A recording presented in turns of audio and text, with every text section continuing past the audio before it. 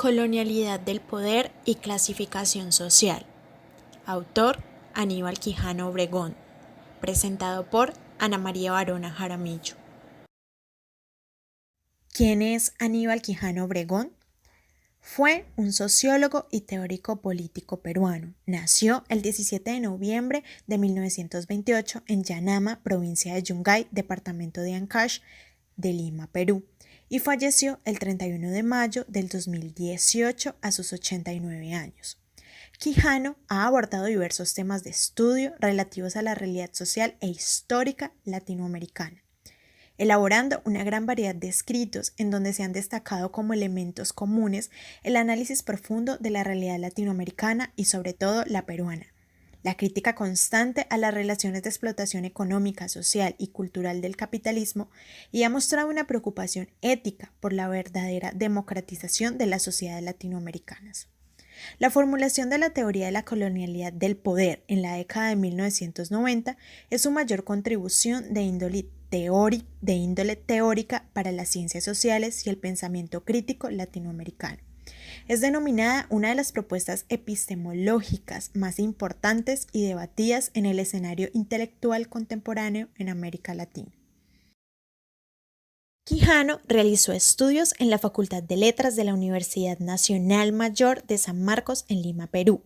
de maestría en la Facultad Latinoamericana de Ciencias Sociales. Fue profesor de importantes universidades peruanas y extranjeras. Se convirtió en investigador de la CEPAL y recibió doctorado en 1964 en la Facultad de Letras de la Universidad Nacional Mayor de San Marcos, Lima, Perú.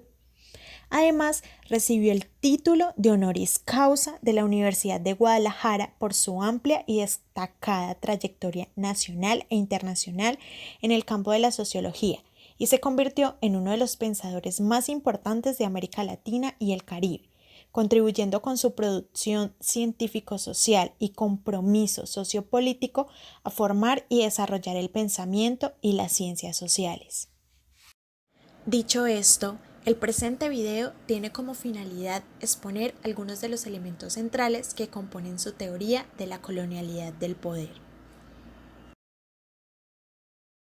Por tanto, en primera medida se debe comprender que la noción de colonialidad del poder va a ser dispuesta para caracterizar el patrón de dominación global propio del sistema mundo moderno capitalista,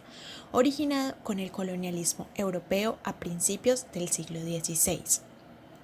Así, con la llegada de los europeos a América Latina, esta se convirtió en el espacio para la construcción e imposición de un nuevo patrón de poder capitalista eurocentrado que se extendió por todo el mundo, a partir de dos procesos históricos que se encontraron y se establecieron como los ejes fundamentales del mismo,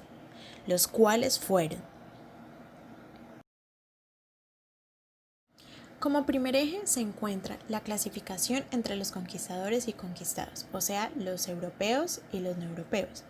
desde la categoría de raza, es decir, una supuesta diferencia de estructura biológica que ubicaba a los unos en situación natural de inferioridad respecto de los otros, mediante la cual a los dominadores europeos se les confiere el atributo de raza blanca superior y a los dominados el de razas de color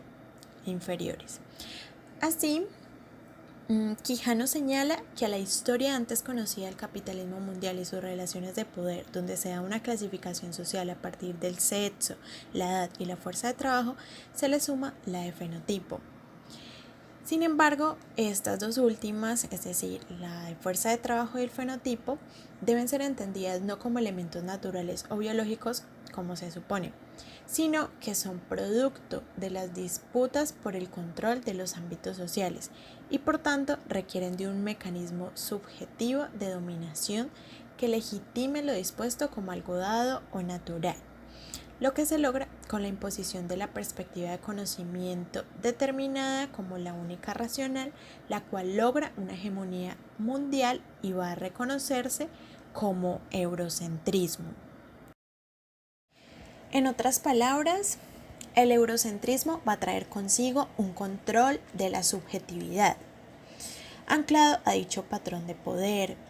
y compuesto por tres elementos fundamentales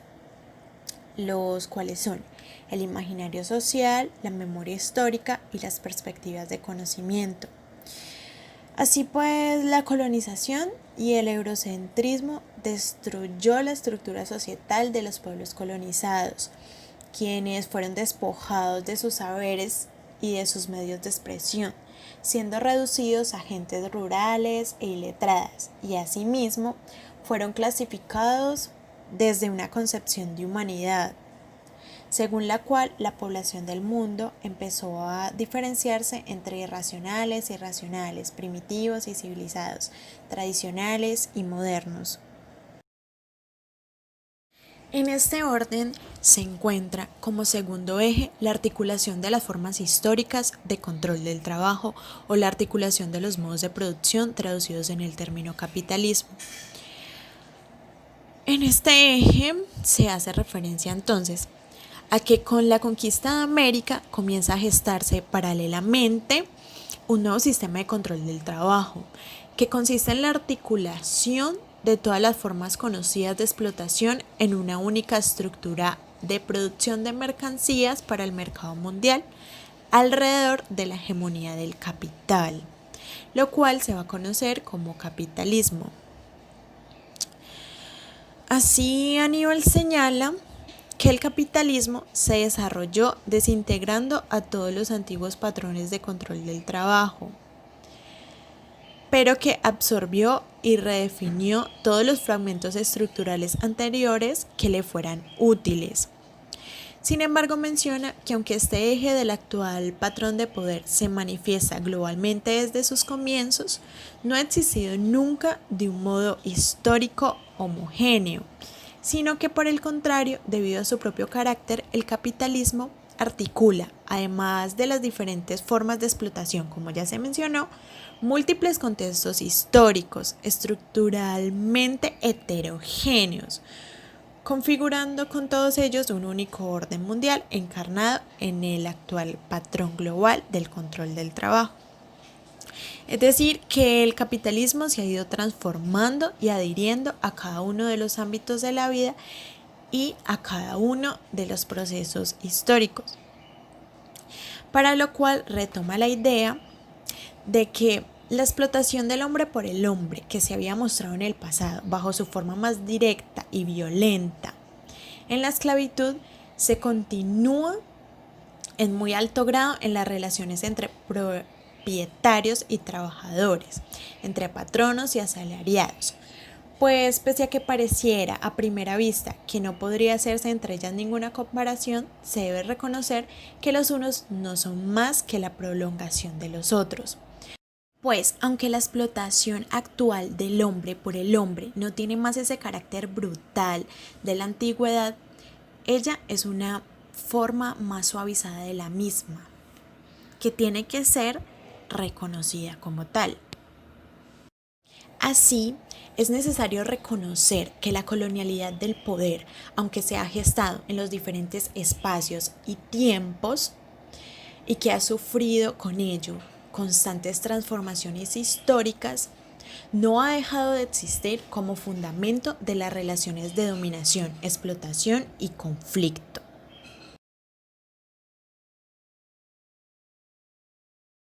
En síntesis, al hablar de colonialidad se está denotando el patrón de poder global del sistema mundo moderno capitalista originado con la conquista de América por parte del colonialismo europeo del siglo XVI, como bien se denota al inicio de este video, que además continuó bajo la hegemonía francesa y holandesa durante el siglo XVIII, prolongado con el imperialismo inglés del siglo XIX y extendido con el dominio del imperialismo norteamericano desde principios del siglo XX hasta hoy día,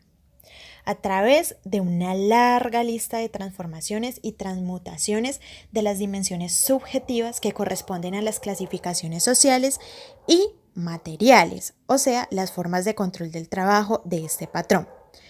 Pues con la independencia latinoamericana a principios del siglo XIX, si bien se inicia un proceso de descolonización, no se da un proceso de descolonidad, Es decir, los nuevos estados-naciones latinoamericanos logran independizarse de las potencias hegemónicas, pero la colonialidad y sus efectos fundamentales siguen operando a lo interno de los distintos países, produciéndose con el tiempo diferentes estructuraciones sociales, todas articuladas bajo el manto de la diferencia colonial y el control del trabajo por medio del capitalismo.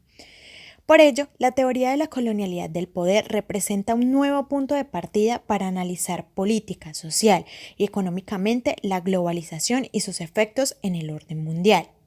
Quijano nos desafía entonces a analizar el actual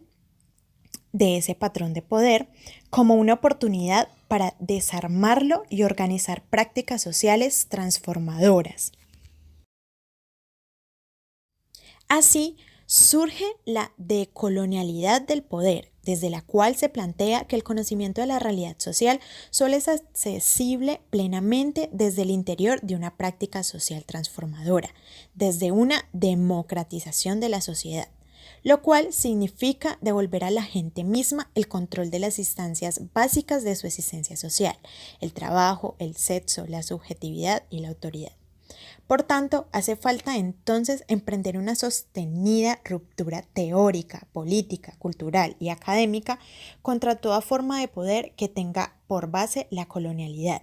lo que implica la reelaboración de experiencias compartidas y protagonizadas desde abajo por los sectores populares, como elemento clave para lograr dicha emancipación realmente integral de los pueblos y las personas.